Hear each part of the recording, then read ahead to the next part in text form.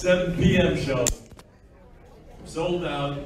Please get there earlier or on time, 10 minutes after the show starting. There will be no access to the theater. At our executive board meeting, we had an approach by the COP officers involved. Not our guys in the village, but the COP sheriff's people. And in conjunction with administration and Judy and executive board, they made a nice presentation to us. We're putting it all together, they're putting it all together, and they will be present. We board decided we'd like to have them at our February meeting to enlighten everybody on the program when it goes into effect and will it go into effect, and how it's to work, and to get any new members that would like to join the program, and give you many, many options to the program. We were enlightened. We had no idea that COP had such a vast, many things that they were involved in. You want to ride a bike in the community, you can be one of our bike people. You don't have to be in a radio car. You can ride a bike and do patrol on a bike if that's your thing. And now we'll move on to the stuff that counts. Treasurer's report. Lynn is still sick, so Mike Limongello will do the treasurer's report, please. Okay. Good morning, everybody. We have a month ending balance checking 29,297.46, CDs 80,339.98. Last month's balance checking 21,35.44, CDs 51,042.52. Total last month 80,339. No, sorry. Last month was 80,078. This month's 80,239. Lynn says the best everybody, she says she'll be here next month, so I don't run with the funds. Any questions on the report? Thank you. Security report, Steve.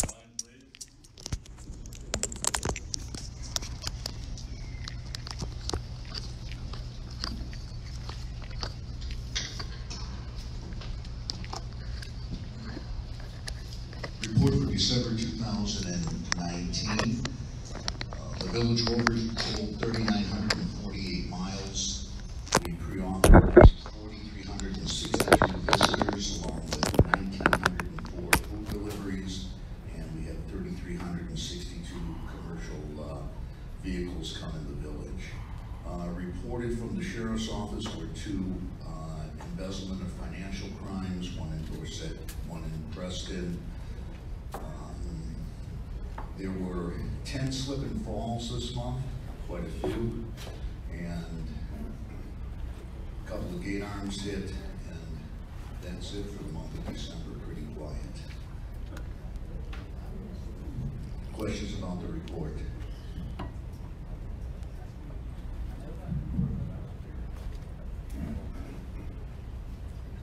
Good.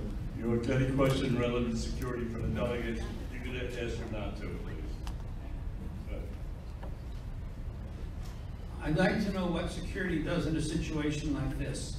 Person is a renter here for a year. He has an ID card. Okay, we can talk about this. I know that information. That's a first service matter. It has to do with a renter. No, it doesn't. And yes, it does. No, it has to do with admission at the gate. The person is on the list, sir. The person's on the list, and they're bringing other people in. If I'm on the list, I can bring in many people in with me if I'm on the list. Nothing to do with what I'm saying. I'd be happy to discuss it after the meeting. Okay. We want to hear the question. He can present it now, Steve. How about if I give you the problem, and if you think it should be discussed privately, we'll discuss it privately, but other people might have the same question. Okay, you presented the problem, gave it to the back desk, to the security. No, I haven't spoken to anybody about this. Oh, no? No. Okay, they changed their driver's license to reflect that they live here in Century Village. They never get a sticker for their car. So when they come through the gate, they go through the left lane, they show their driver's license that they are living here in Century Village, and the people from the gate just let them right through. The lease is over, and the landlord throws them out. He now has a driver's license that reflects he lives here, and the people at the gate continually let him in, because they don't know that he doesn't belong here. Okay, with a driver's license, you're allowed to enter. Now, I said, we can discuss this after the meeting. I'm gonna need specific information about the person. We're gonna have to have information that they've been evicted so that we can hold them and not allow them in the gate and call the sheriff when they come. Without these things, it's a first service matter. Point of order, there may be other people with their license that reflects an address here. Maybe we should look further into something that will tell us that they are a resident. Correct, we can check the computer to make sure that they're a resident, but if they're still listed in the computer, we're gonna let them in. Okay, but the owner of the apartment can at that point call the ID office and take them off the list. You have to talk to the ID office about that issue, about removing them from the list. Okay, so if they wouldn't be on the list, how does the guard at the desk know when he sees a driver's license with a Ainsley address to stop them there to continue and go look at the computer? You can't do it. You can't. So this guy will, anybody in this situation will have permanent access to Century Village. We do have that problem. We had a guy living here for 19 years, never registered in the clubhouse or fire service, but he had a driver's license with his address here in Fairchild. But 19 years he got in here. Okay, but did he own the apartment? Okay, this is not an owner of an apartment. Yeah. This is somebody who was just a His visitor. brother-in-law's name. We don't even know what his real name was until he passed away last 2 weeks ago Friday. Joe. Good stuff.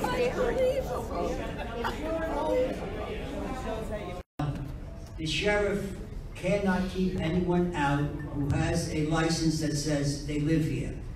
This was brought up to the sheriff before. The sheriff said that's an internal problem, that's not our problem. According to the law, if you have a license that establishes residence here, they cannot keep you out. Now, it sounds very simple. Give them a car with a sticker, rent the car. People don't want stickers on their cars. We try to force them to have stickers. They don't want stickers on their cars. Since my car didn't want a sticker, I live here. I'm willing to wait. I'll tell you what we should do. We should go to a lawyer about this. That's what we should do, to see what our rights are. Because the sheriff legally cannot keep them out. Now, we have to find a way how we can keep them out with a driver's license that says they live here. I think we should go to a lawyer, have a lawyer tell us what our rights are. Excuse me. Don't show an ID then. If they're a resident, show an ID. They're not, the sheriff is not gonna get involved, and the sheriff is gonna say to the security guy, you have to let him in, and security has to let him in. That's an internal problem, that's why we should go to a lawyer.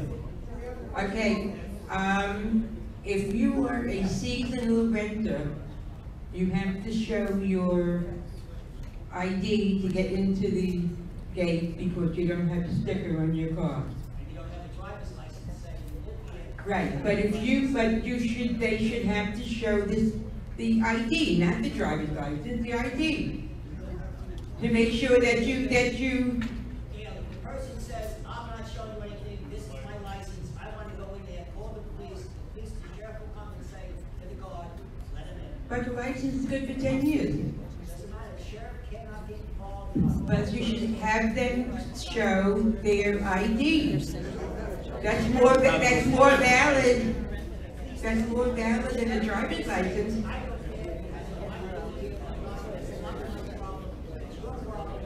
Doesn't let everybody.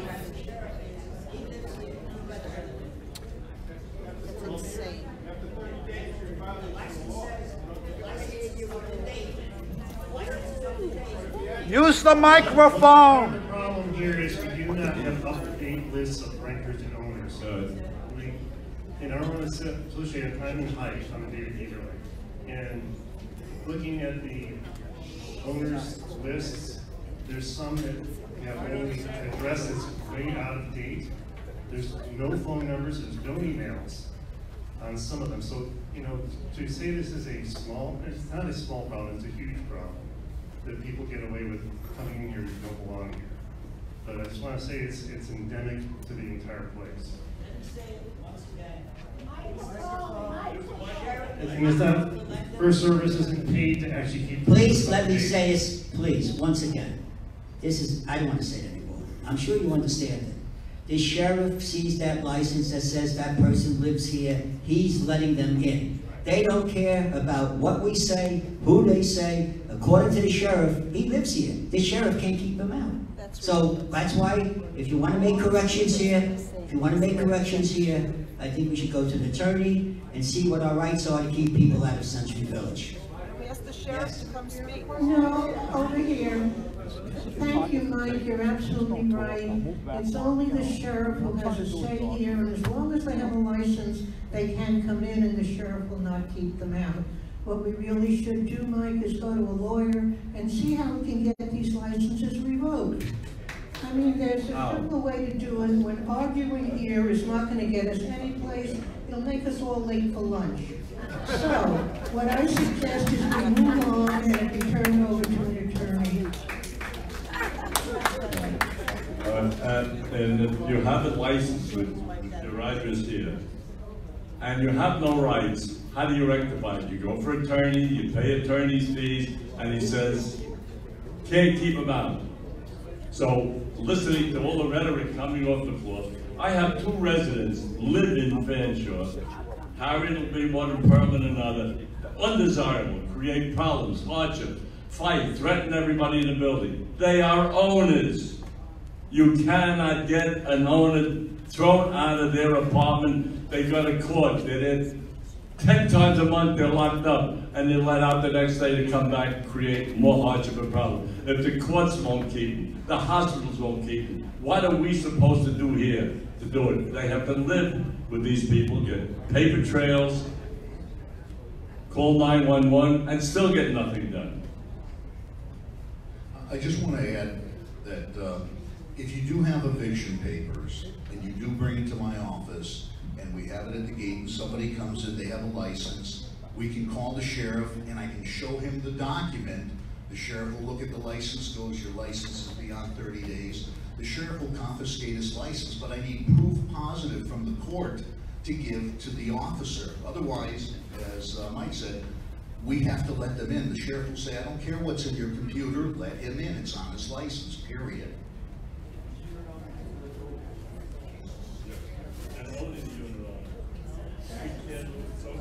Cannot get anybody out without driving out.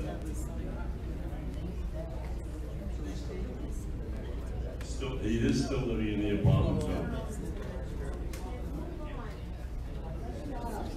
Okay. Other questions?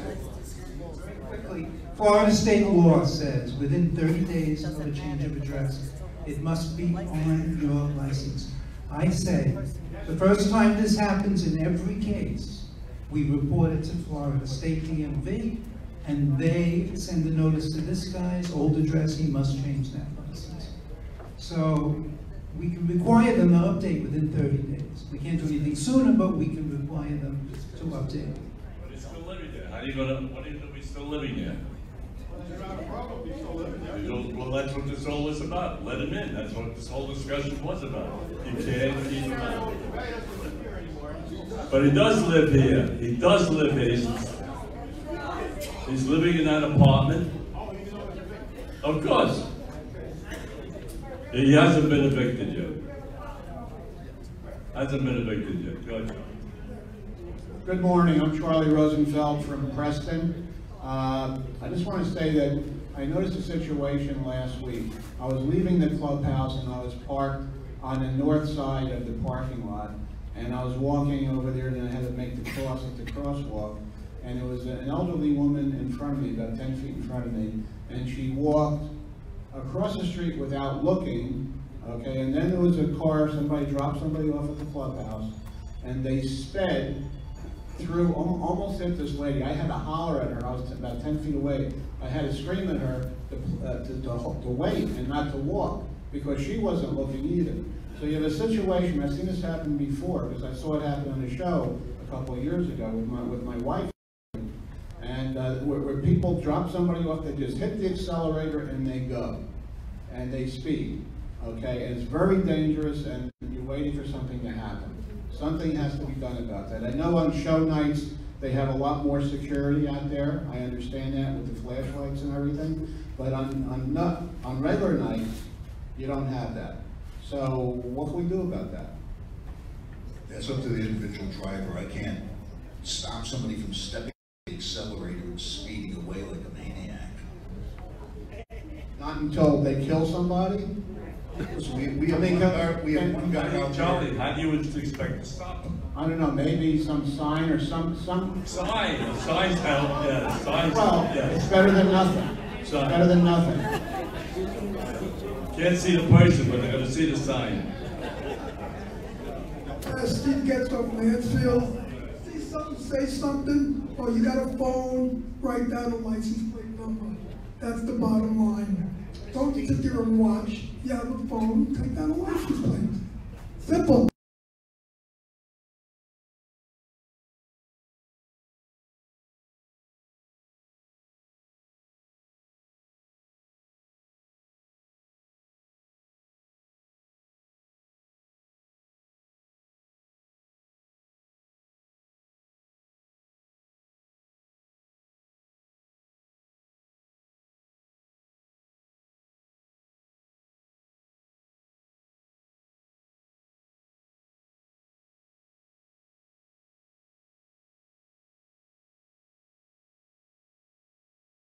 Donnie Cape, that he wants to introduce to you and answer any questions or problems you have. So we'll jump to Cable Committee first. Good morning,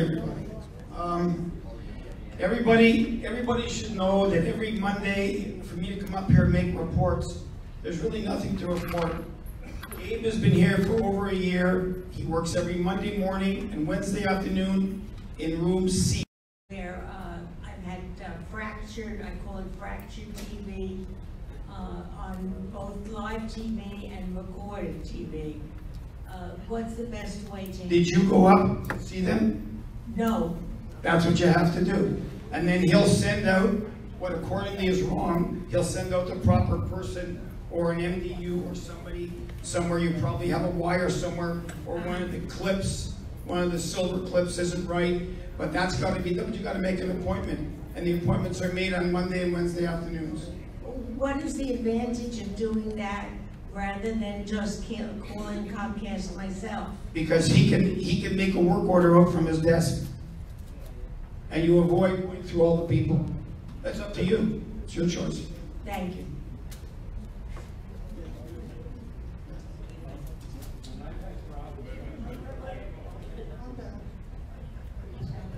Good morning, Mitch Schaefer, Brighton.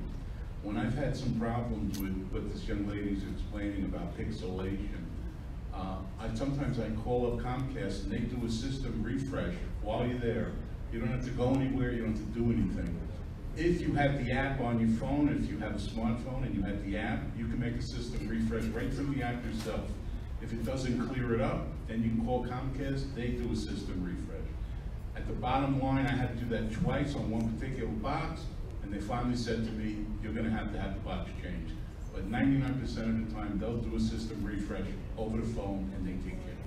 I know, but I'm just saying it's available here, and the more people that use it, the better off it is, because sometimes you refreshing, if it's happening too often, you have a wire or a connection issue.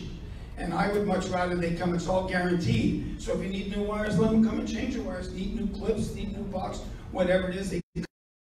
And there is no issues, and there should be no charge whatsoever.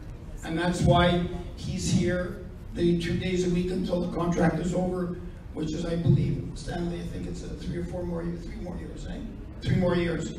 So they're here. They're here for the service. Use it.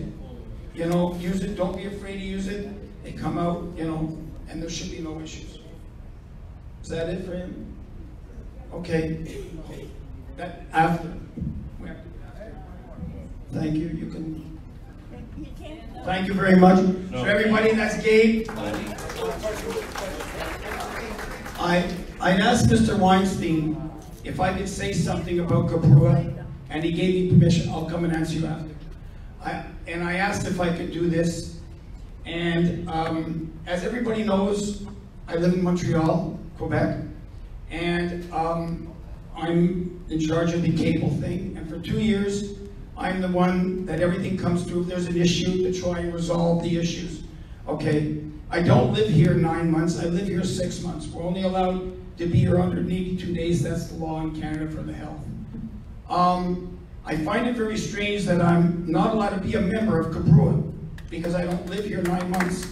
I can't vote, I can't be on the M&O, I can't put whatever ideas that I have or situations that I have. I was asked permission to stand there.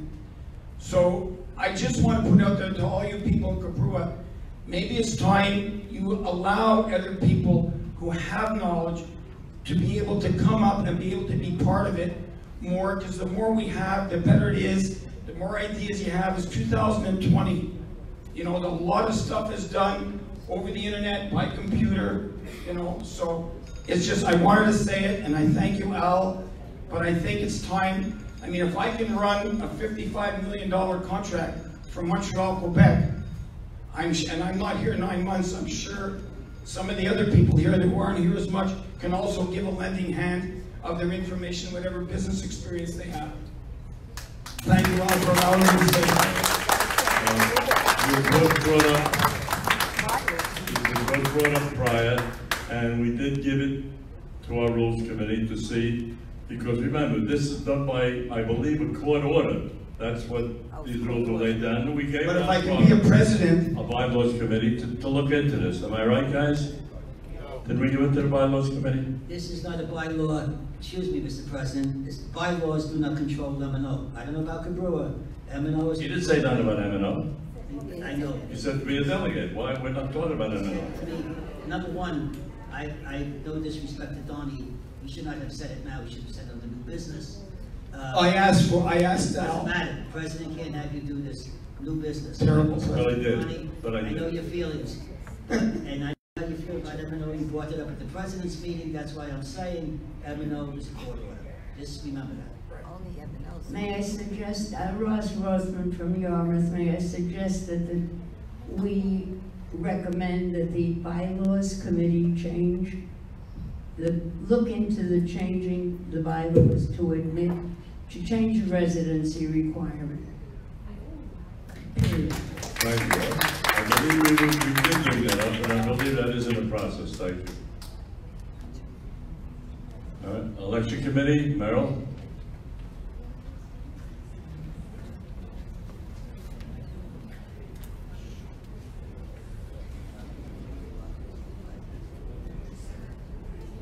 Morning, everybody.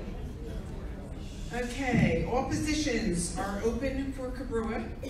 They are president, first vice president, second vice president, treasurer, financial secretary, budget director, recording secretary, and sergeant at arms.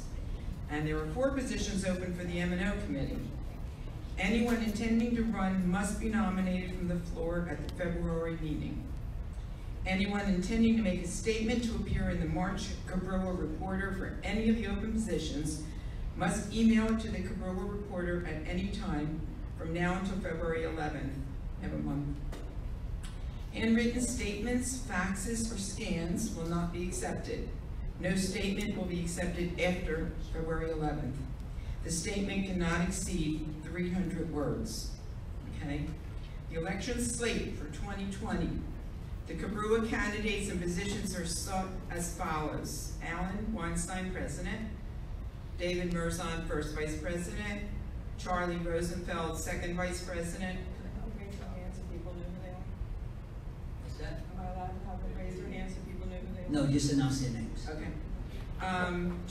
Lynn Roberts, Treasurer. Stanley Siegel, Budget Director. Ted Spar, Financial Secretary. Alan Perlman, Recording Secretary. David Fisher, Sergeant at Arms. The M&O committee candidates for the 4 open positions in alphabetical order are as follows. Al DeFratera, I'm not sure if I'm pronouncing that right, I'm sorry. Michael Limongelli, Charlie Rosenfeld, Harvey Rubin, Ted Spar. Anyone else wishing to run for Cobrua or the M&O committee must be nominated from the floor at the February 11th meeting. At the Cobrua Delegates meeting. Anyone wishing to submit an election statement must email it to the Cobrua office no later than February 11th. And again, scans, faxes, or photocopies will not be accepted. The statement cannot exceed 300 words. The statement will appear in the March 2020 issue of the Cobrua Reporter. Anybody have any questions? Merrill, any word on the proposition by Michael Magelli of privacy ballots? We haven't had a meeting yet. This was going to be first, and then we're going to have a meeting. Okay. Does everybody know what Mike had brought up? You're going to enlighten them. Go ahead. No, I'll let Mike do it. What's that? Enlighten them to what you're... Oh, okay, Mr. President.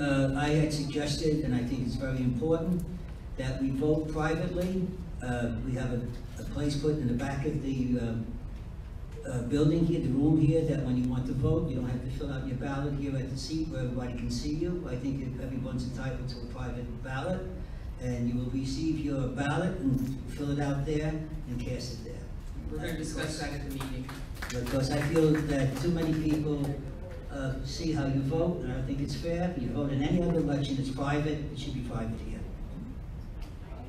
We're going to discuss that at the meeting. Okay.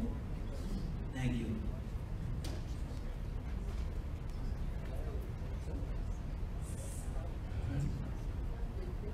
Community Affairs, Nellie. Good morning, everyone. Basically, there's still a lot of construction going on in the area. Be careful when you go out on the roadway. 2 weeks ago, between Lyons and 441 on Glades, there were 3 accidents which tied up traffic. A couple of people got hurt. There was also a bad accident just beyond Lyons on Glades at the corner. So the only thing I can say is be careful. There's a lot of construction going on. There's a lot of traffic with everybody back in Florida. So just be careful. Any questions on community affairs? Stanley? Yeah. M&O, please. We met with the management people on December 18th, 2019. There was a quorum present. Management was represented by Judy Milligan, Vice President Send West, she's out ill today. Monica Wells, Senior VP, and Dan Cruz, VP Regional Facilities Manager. Highlights of the meeting were as follows. The fitness center renovation permits have been filed with the county. Plans are being reviewed. Start date is scheduled for April.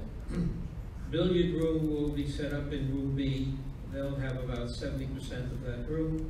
The current dimensions of the billiard room will be the same upstairs. Elevator emergency phones have been installed. Simply press the button and speak into it. There's nothing else you have to do. We are still waiting for FPL to clean up the property on East Village Lane where the trees were removed. It was determined that our property is 10 feet beyond the canal. We thought it was a little less, but after we measured it officially, it became a little larger for us to maintain. Water utility management has informed us that the billing error amounted to $652,000. We have a meeting scheduled with them to try and see how we can resolve this problem. Water management is asking for a repayment in 2 years. We feel that will create a hardship, and so we'll see how we can work out a better solution. A question came up about the left turn lanes at Ring Height and Lincoln. The roadway is not wide enough to accommodate these extra lanes or the widening of the lanes. Academy is preparing a color selection for our samples for our buses. Basically, the exterior buses will probably remain the same because people recognize the blue and won't get confused. The 5 new internal buses, we're trying to come up with a different color scheme. Security will add additional personnel for sold-out shows and 7 p.m. shows.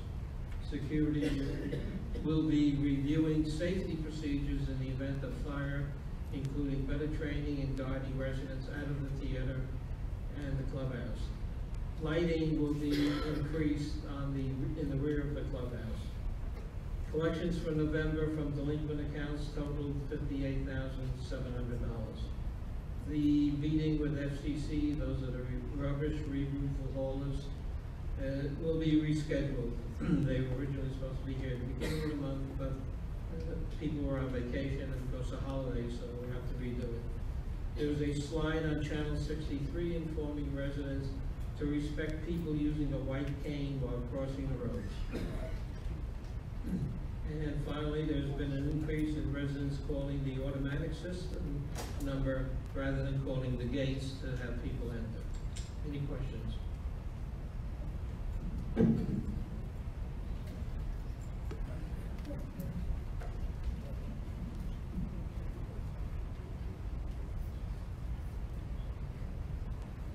Good morning. Marion Rosenstein, Guildford again. You went over it very quickly, Stanley, but something about the interior buses. I thought the lease was up and we were investigating other options.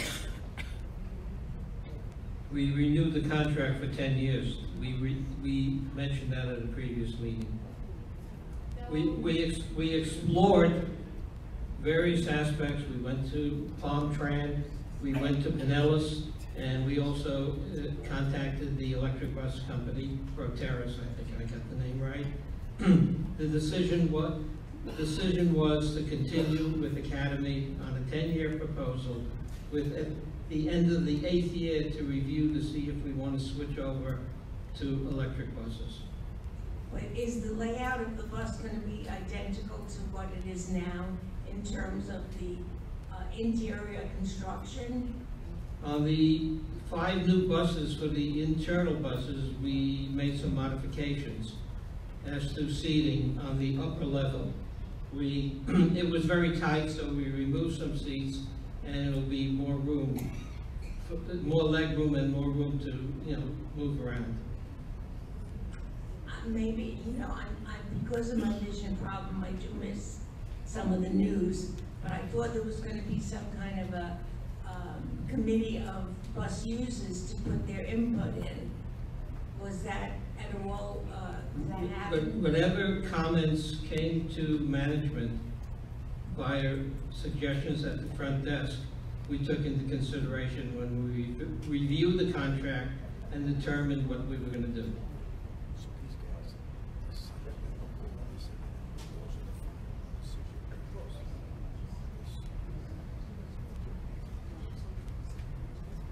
David Eberling Heights. I got a question about the billiard room. After a lot of expense to put us in the dungeon over there where those poles were, he just finally realized he couldn't fit all the pool tables in there. And then he said, well, now I gotta go to room B, which is right up there. Now, you're gonna spend money to make the room smaller. Is there a size envy among all the users of this building that if we actually had a bigger room that is as it is right now? The modifications are minor. It's still minor. There are no major construction work. We're going to put a wall to segregate the biggest section from the remainder of the room B, which we're thinking of making into a poker room.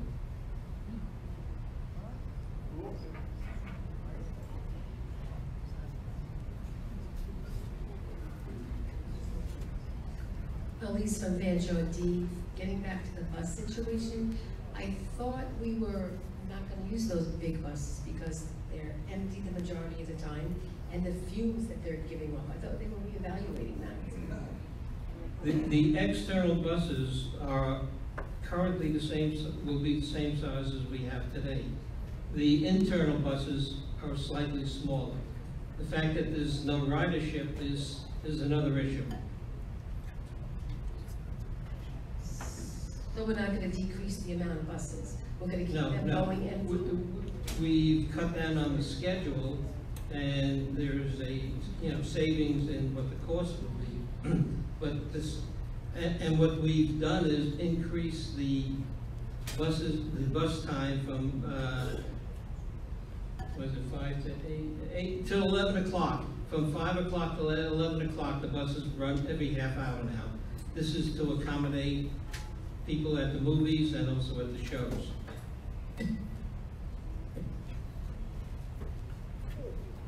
Stu Stryer, Dorset. In the Cobrua paper, where there's all these little ads for the 20 miles an hour, can't you guys put it in? This is not, excuse me, you have to bring that up to new business or old business. On this All the report. questions now should be on my report. Okay, since we had the meeting 2 months ago, I observed 216 empty buses. But, on the other hand, in 30 years, I might need those buses. So, in the Cobrua paper, I was just thinking of a little ad, you know, because nobody looks at the 20-mile-an-hour thing. The buses are here for 10 years, and all these nice ladies and my Annie will just relax. Thank you.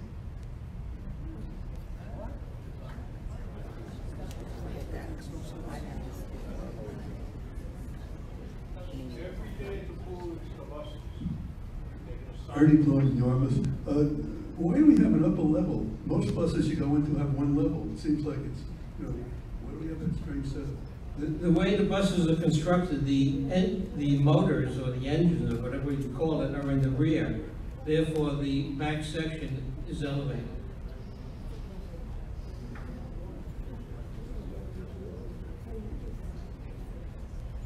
I think that's the reason.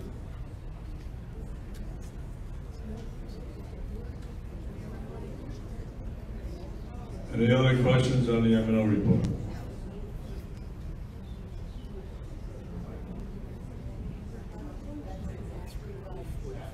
Suzanne Sheeper, Newcastle. The 5 new internal buses, do they have lower emissions? When we had a sample bus come, the emissions were lower. As the buses get older, the emissions change, but they're supposed to be checked out periodically to make sure that they do not increase. But right now, the new buses will have a lower emission. Was that an official question or somebody yelled it out? Okay. The contract has been, I'm just answering a question that came out of the audience. The contract has been signed, the buses are being ordered by Academy. Okay. No specific dates at this point. Question, emission, are they going to be diesel again or gas? The same type of buses we have today. Diesel, they stink and they're noisy. Why are we doing diesel? Because when we examined the bus that they gave us, there was no odor emission.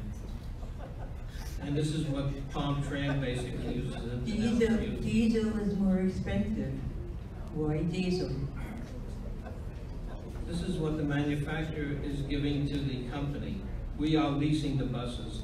When we had a bus come here, there was no emission where you couldn't stand in a bus. We were standing in the rear of the bus and there was no odor.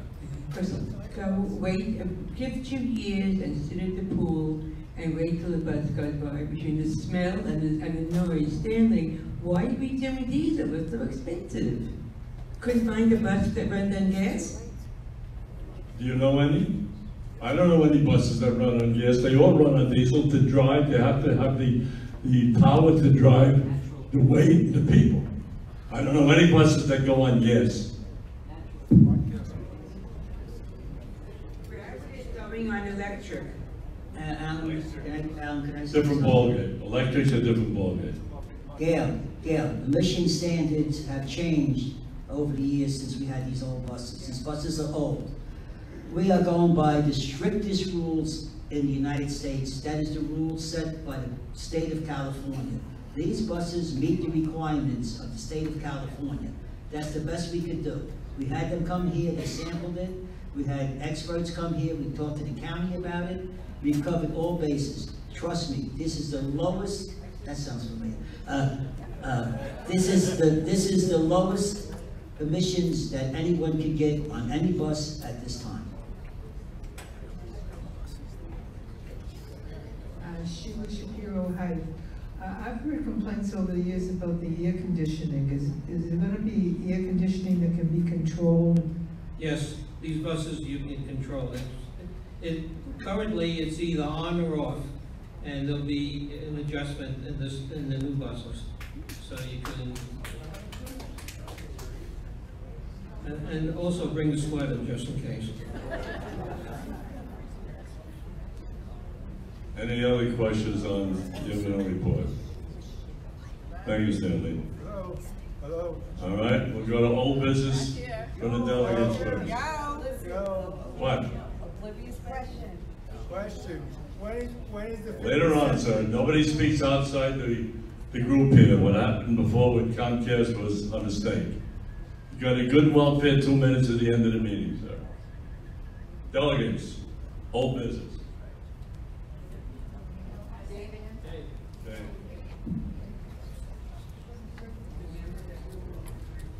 I'm sorry for being a pain in the neck today, but going back to the beginning of changing the billiard room, correct, the very beginning, correct me if I'm wrong, but we were told that the second floor would not hold the weight of the billiard room, and that's why we were trying all these different things to keep it on the ground floor. And now, after all this back and forth and back, the second floor will hold it. How come? Well, first of all, what you said about you heard it could have been pool talk. No, but we had engineers. We had engineers come in and they told us that the room will hold the tables. There's nothing that we have to do to reinforce anything. Because it was not pool talk, Stanley. It was talk here about not being able to move it up. I'm telling you what Okay. it was in the past, and what hearsay we heard is out. The Okay. engineers came in and said what we are doing is perfectly. So why didn't we go there to start with? And waste all the money and the time and An engineer came in jail and said it was good. That's enough. That's the answer. He said it's fine, and they're doing it. And the room downstairs will be a card room.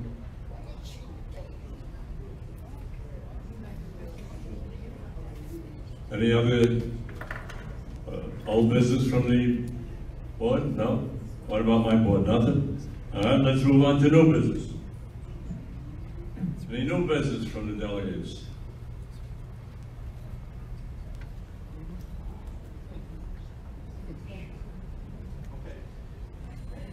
I have a question, two questions relative to the elevators.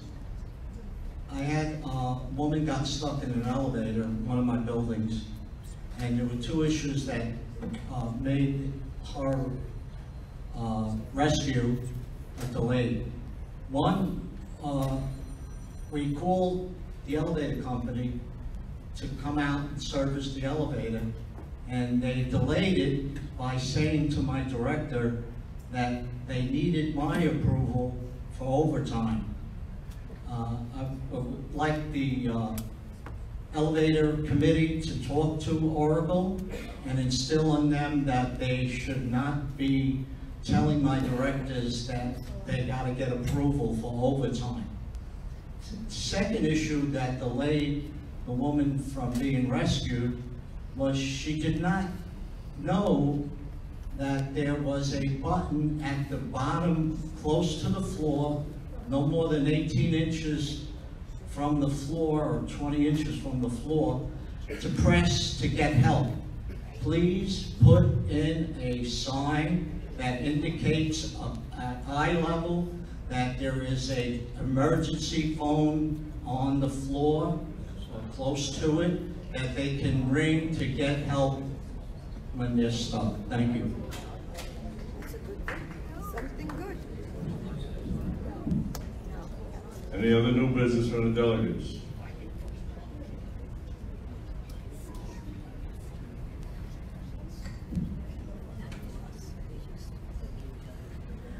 I was happy to hear that you're paying attention to the issue of the chaos at the elevators for the shows.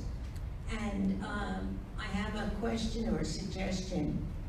The way you're doing the rope lines for the tickets to get into the shows is very effective in cutting down the chaos getting into the theater itself.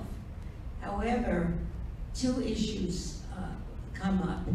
People that are ticket holders to the left side of the theater enter in the right side of the theater and then have to cross over. It might be helpful to put a sign up, although we've already agreed most people don't read. If you are holding a ticket for the left side, enter on this side, and the right side, enter on that side. It might help 1% of the people. Second issue, the elevators. People with, specifically with scooters or walkers, or especially now I have a friend who comes who's in a power chair. There's a crowd scene at the, getting into the elevators for the shows and exiting. I think since you're gonna have extra security, as you mentioned, you should also have a rope line, as you do for tickets, for people to get in the elevators, to go to the shows and to exit the shows. I think it would be safer and it would be a lot easier than the chaos currently. People that push their way through and cause unpleasantness, and some people do get hurt because they cause people to move their walkers into other people's legs. Thank you.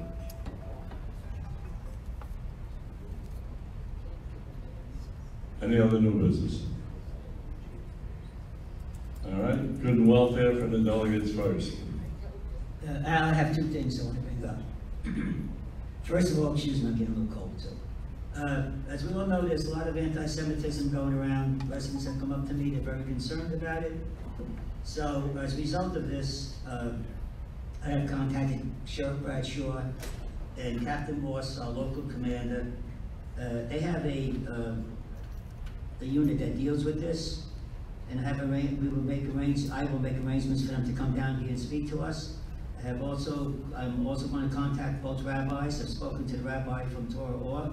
He has agreed to help me. I speak to the rabbi from Temple Bet Shalom. They have agreed to help me.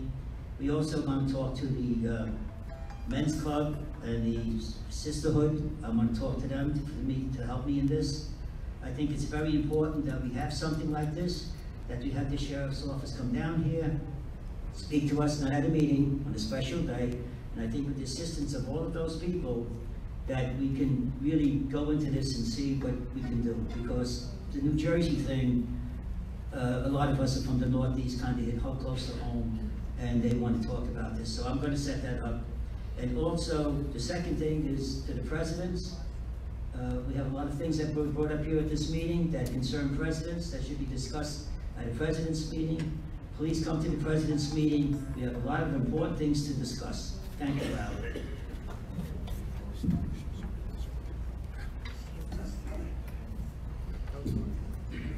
Mitch Schaefer, President of Brighton.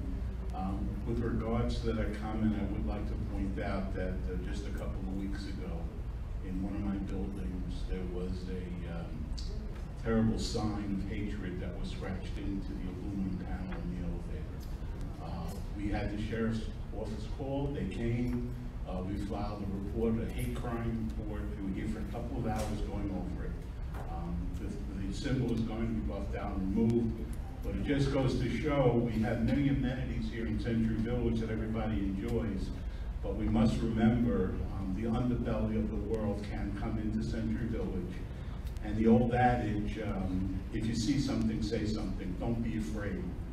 Better you should call out on somebody than to let it go and not realize what happened. So it does happen, and it's a terrible thing.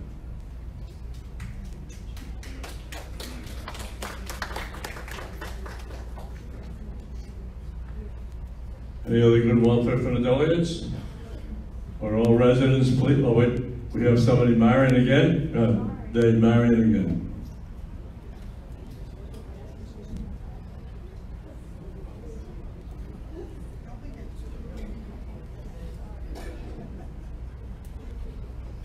On a completely different topic, with the flu flu making such a terrible attack this year. And my sister did get it, even having the flu shot.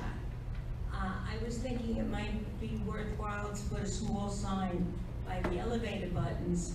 If you use your knuckle instead of your fingertip, it makes a big difference, because the flu virus will live on those buttons for days. If you use your knuckle instead of your fingertip for all those buttons, including the bathroom buttons, you're much safer. It would only affect the people that push the button, but everybody else is safe. So don't push the button on the elevator, let your neighbor do it.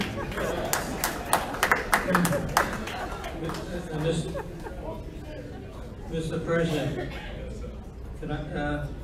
Marion raised a point about entering into the theater. What we've done, if it's a sold-out show or almost a sold-out show, besides the center doors, we've opened up the side doors. And whoever went to see the Bronx Wanderers, there was no lines. Everything kept moving. So by doing that, we now got, people were able to enter at a much rapid pace. What she's saying is, though, you're sitting on the right side, you should go to the right door. That's people. But People are going to go to the nearest by door. opening extra doors, Of course. the flow went much smoother. Absolutely. Absolutely. I was there. Because most people look at the tickets, they don't know where L1 is, L201 is, or L202 or L2 is, left, right. We got to deal. Some things we got to deal with as part of our life, and that's one of the things you have to deal with. Any other good and welfare for my delegates? All right, please, all residents on the side here, identify yourself. You got 2 minutes. Give us your problems, good, bad, or indifferent. This is the time and place to get it off your chest.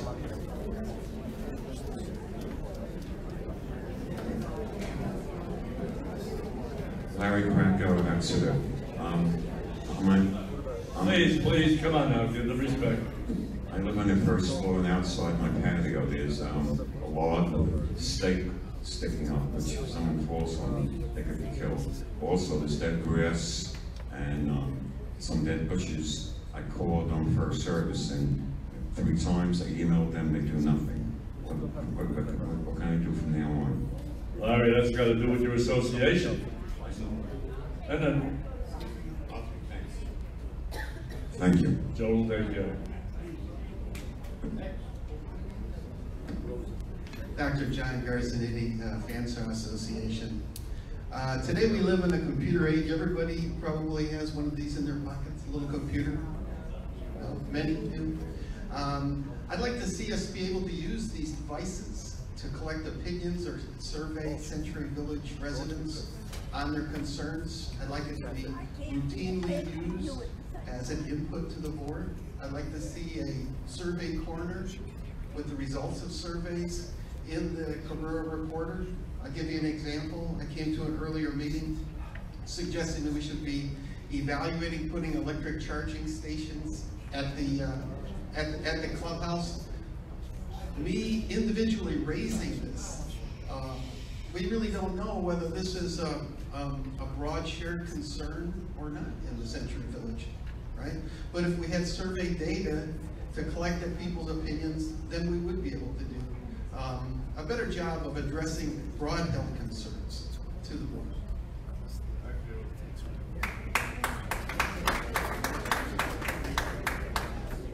Good morning, delegates and officers. My name is Fred Hadley. I live in Cornwall E.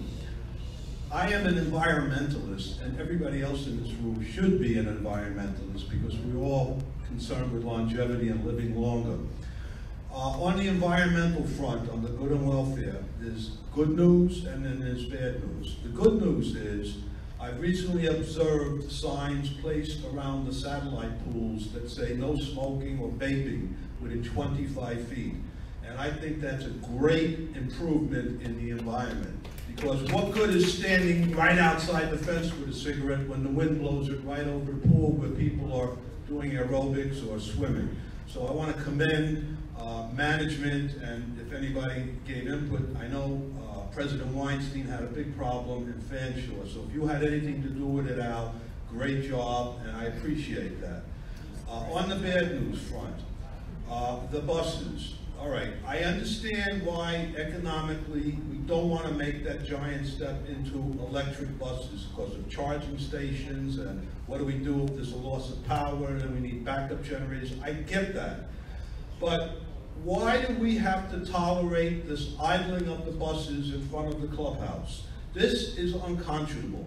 We've been told many things in the past that if they start the motor on and off every 30 minutes, that will damage the starter motor.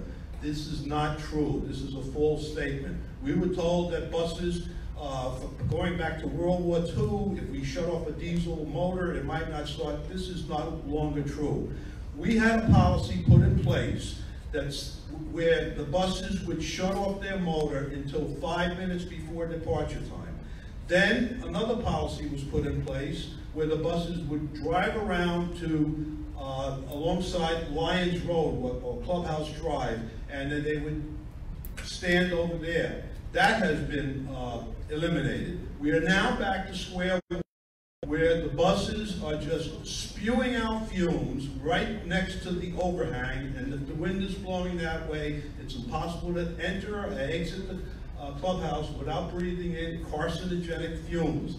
I implore the committee to please stop idling these buses in front of the clubhouse. It wastes fuel, it damages the environment, there's also the issue of noise pollution. You can't hear yourself think when you come out of the clubhouse. This must stop. Thank you very much for listening. My name is Richard Adelson, and I live in Fanshawe, L. I'm here to speak about the application for rental and sale of apartments in Century Village. This is the present application for Century Village. It contains 28 pages that have to be filled out. The recipient is supposed to provide 3 pages, 3 copies of the application for the management. They also must keep 1 page for themselves. So we have to print 112 pages of this application for anyone who lives here. We have 5,712 residents, unit owners, and every one of them cannot live here unless they have filled out this 28-page application. The application is pretty much boilerplate for all of the associations with minor modifications. And at this point, I'd like to show why this application with 28 pages can be reduced to 2 pages. This is a 2-page application that contains all the information necessary for the rental of an apartment or the sale of an apartment in Century Village. Now let me list some of the problems with this particular application.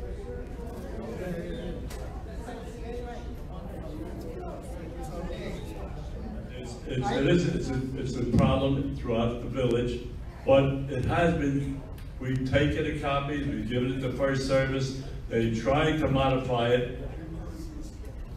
It's down to 11 pages. May I continue? Well, you only have 2 minutes, Richard, not 2 hours, sorry.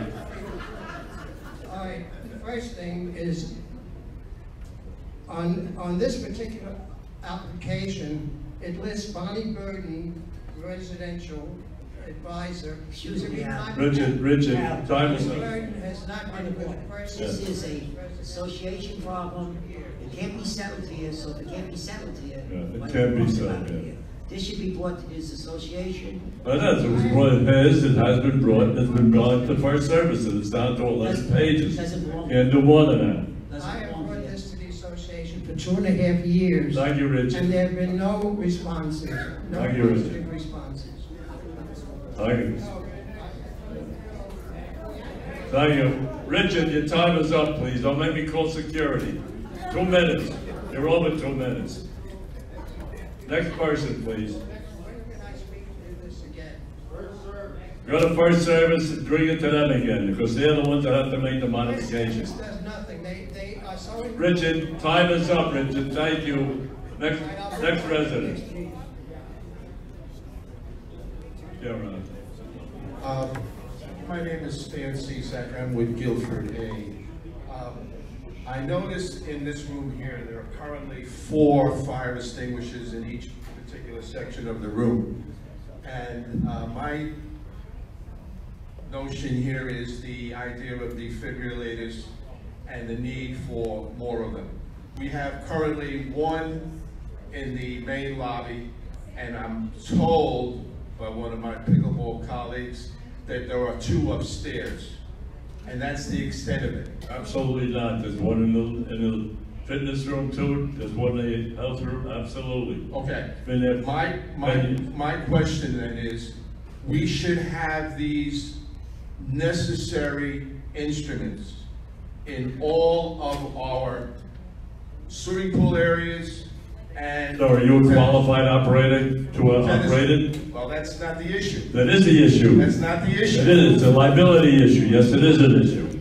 Well, I just want to tell you that I've had conversations with the Palm Beach County Fire Rescue, and she has claimed, and she has allowed me to quote her, she has never heard of an organization that opposes the acquisition of an AED based on insurance risks. And that's basically what you're referring to. She said quite the opposite. In her experience, insurance companies advise the use of AEDs to minimize the risk of liability rather than raise the risk. Well, sir, it's a clubhouse issue. And that is from our local Palm Beach Fire Rescue, who gives classes. This, you act like an AED is like a chemistry test. It's a pressing of a button, and it can save lives. You go to the administration, fill out a sheet, tell them that's a shortcoming or a problem, and it'll be up to them to rectify it. Has nothing to do with Cobrua. Go ahead, Joan. There's a microphone in front of you. I have a question for Steve. Is he still here? Security? Okay. In regards to the AED issue, I don't think that they have been used that often here in the clubhouse, the AEDs. I know it's besides the point, and I do realize that, and I'm from healthcare, AEDs are very essential in the application of CPR and preventing lives and everything, but the first application recommended by the American Heart Association is CPR. CPR is the first thing. So when you do and see someone with distress, you automatically need to go to do CPR. CPR gives the person enough time to go and get the AED, which is available in the clubhouse. We do not need AEDs in every single room. We lost one person playing pickleball because there was 2 years ago, because there was no, they got there 15 minutes. The fire department took 15 minutes. This person is no longer with us. I mean, that's my point. That the idea is so essential. I mean, the excuses that are made are just trivial. Excuse me, sir, I'm not going to argue with you. I'm talking about the clubhouse and the availability of the AED. And that's my professional opinion as a healthcare professional for 40 years with a doctorate. But I'm not talking about the clubhouse. Sir, no, you had your speech. You are talking about the clubhouse. I'm talking about the tennis courts, the satellite swimming pools. You're talking about the clubhouse and having AEDs in every room. No, I didn't say that. All right, please, Joan. All right, I said it before. You have a question about the facility that's run by SunWest. This is not the place for it. Go to the desk, fill out a form, let the administrator review it. She will contact you, good, bad, or indifferent, whether you like it or not. She will answer you. You may not be happy with the answer, but she will answer you. But that's the place to go, not here. Yes, sir. My name is Dan Tanzer. I'm from Ainsley C. And I also want to talk about AEDs. I talked about this a year ago, only to find out a few days ago that my new friend Stan went to speak to Judy Millington and got the same answer that I got a year ago about liability. And I'd like to address things about the AEDs right now. But we need them here. As Stan said, we need them at least at the clubhouse pool, there is none, at the pickleball courts, at the 2 tennis courts. Where can you find them now? Where are AEDs now? Not only just here. You can find them in schools, supermarkets, libraries, JCCs, YMCAs, airports, airplanes, public buildings, shopping malls, museums, theaters, and here in the clubhouse. Who is meant to use them? This has been brought up. Who is meant to use them? Trained professionals? No. They are so easy to use that they are made to be used by anyone.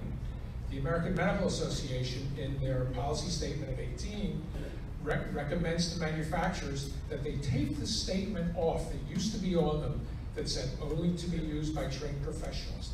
That's no longer the case. Who says we should have them? The AMA, the American Heart Association, Florida state government, and all other state governments. Every state has a Good Samaritan law that provides legal protection for all involved in owning and using these devices. Who else recommends their use? Palm Beach Fire and Rescue. Why do they?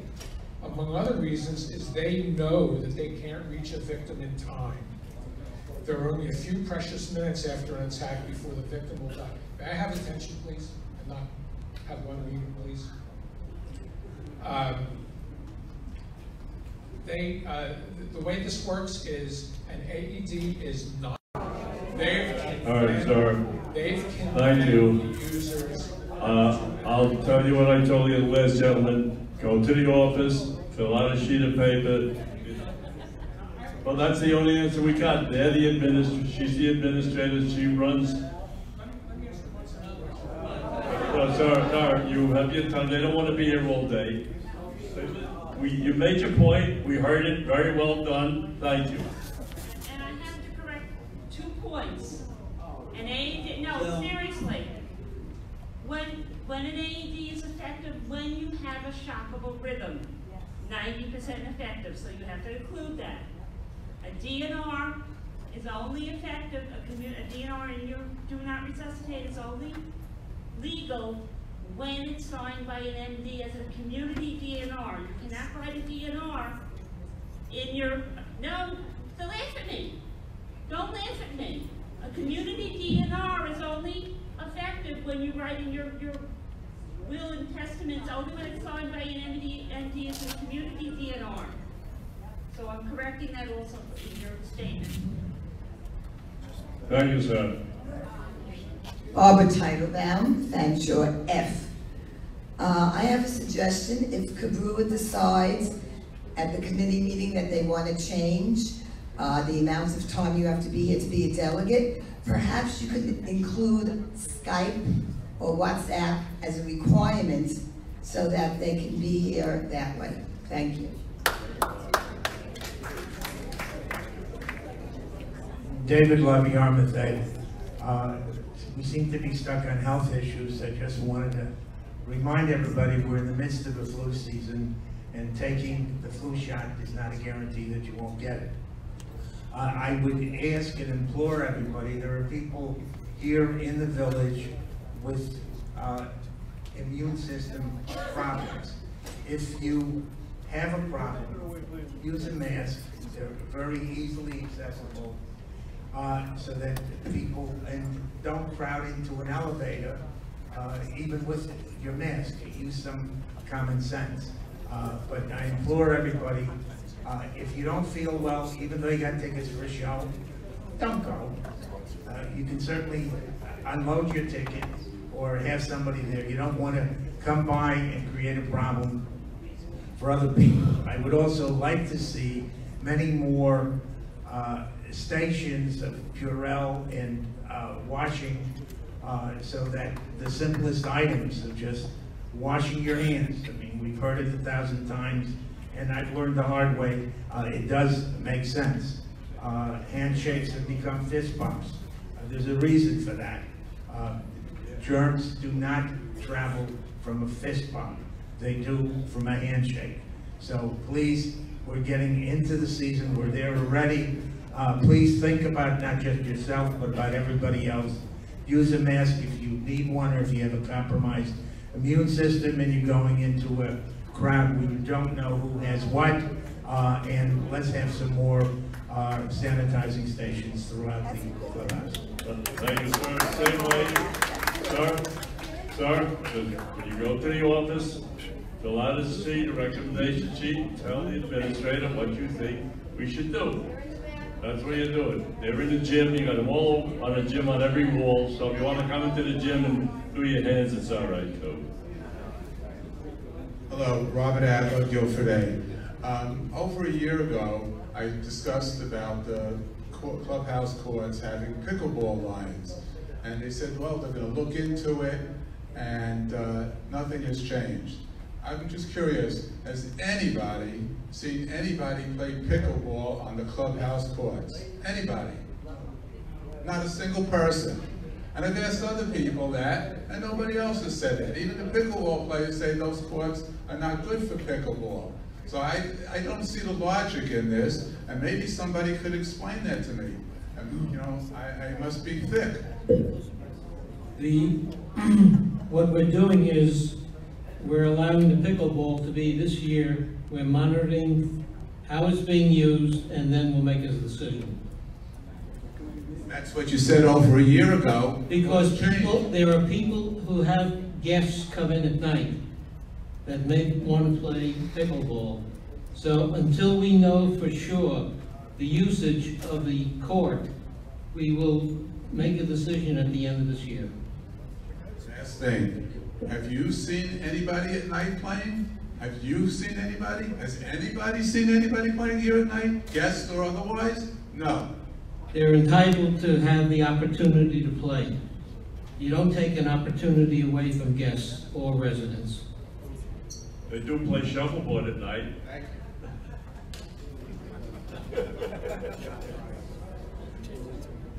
My name is Frank Marino.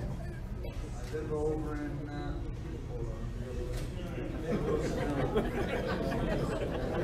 Mansfield. I know it's over. Come on, Frank. They want to go home, Frank. I want to know how come they run these big. Can't hear him. Speak loud. I thought I was loud enough. I want to know how come we got these big buses. They run all the time. How many hours? 12 hours, 15, 18. I'm sorry? You did? I'm sorry if I'm, what do you call them, continuing to talk. Excuse me. All right? Why can't we run these smaller buses? You can buy maybe 4 vans for the price of the 1 bus. Like they got in Deerfield.